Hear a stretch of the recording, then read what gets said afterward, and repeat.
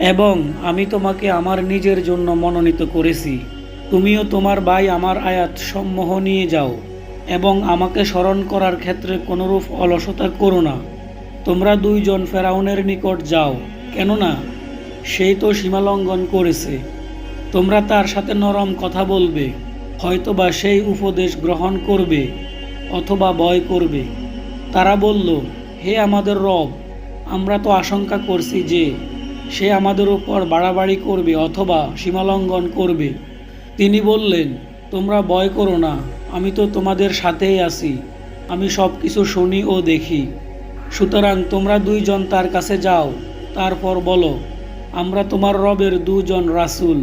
সুতরাং তুমি বনি ইসরায়েলকে আমাদের সাথে যেতে দাও এবং তাদেরকে নির্যাতন করো না।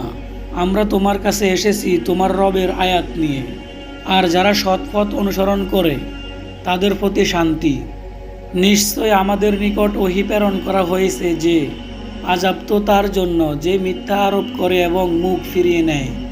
ফেরাউন বলল, হে মূসা, তাহলে কে তোমাদের রব? মূসা বলল, আমাদের রব তিনি, যিনি সকল বস্তুকে তার আকৃতি দান করেছেন, অতঃপর সঠিক পথ নির্দেশ করেছেন। ফেরাউন বলল, তাহলে অতীত যুগের লোকদের অবস্থা কি? মূসা বলল, এর জ্ঞান আমার রবের নিকট কিতাবে আছে।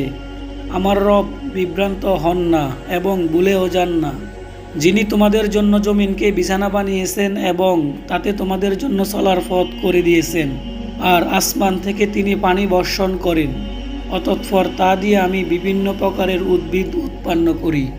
তোমরা নিজেরা খাও এবং তোমাদের গবাদি পশু চরাও। অবশ্যই এতে বিবেক সম্পন্ন লোকদের জন্য নিদর্শন রয়েছে। মাটি থেকেই আমি তোমাদেরকে সৃষ্টি করেছি, মাটিতে আমি তোমাদেরকে ফিরিয়ে নেব এবং মাটি থেকেই তোমাদেরকে পুনরায় বের করে আনব। আমি তাকে আমার সকল নিদর্শন দেখিয়েছিলাম, কিন্তু সেই মিথ্যা আরোপ করেছে এবং অমান্য করেছে। সে বলল, হে মূসা, তুমি কি আমাদের কাছে এই জন্য এসেছ যে তোমার জাদুর দ্বারা আমাদেরকে আমাদের দেশ থেকে বের করে দিবে? তাহলে আমরা অবশ্যই তোমার নিকট অনুরূপ জাদু নিয়ে আসব। সুতরাং একটা মধ্যবর্তী স্থানে আমাদের ও তোমাদের মিলিত হওয়ার জন্য একটি সময় নির্ধারণ করো, যা আমরাও লঙ্ঘন করব না, তুমিও করবে না। মূসা বলল, তোমাদের নির্ধারিত সময় হলো উৎসবের দিন, আর সেই দিন পূর্বাচিহ্নের যেন লোকদেরকে সমবেত করা হয়। অতঃপর ফেরাউন উঠে গেল, তারপর সে তার কৌশল একত্র করল, তারপর সে আসলো।